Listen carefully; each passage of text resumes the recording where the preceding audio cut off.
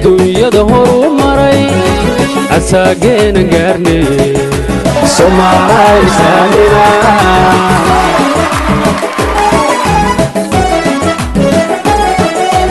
ummadaha midoobay adduunyada horu maray asaageena gaarnay Soomaaliya islaamina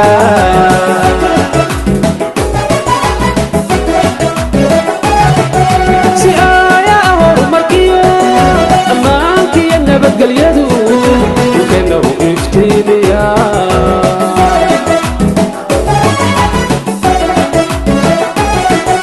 si aayaa horumarkiyo ammaankiyo nabadgelyadu qaradda u iftiimiya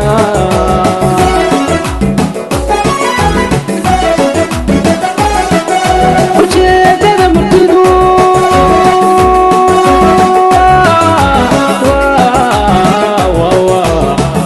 dardarane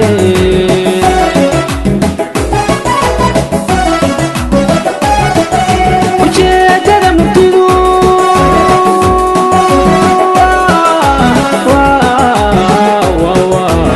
eray dardarane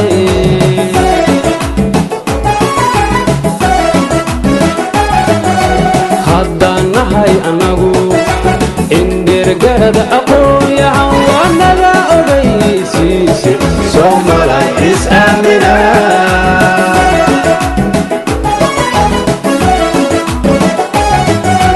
haddaan nahay anagu indhergarada aqoon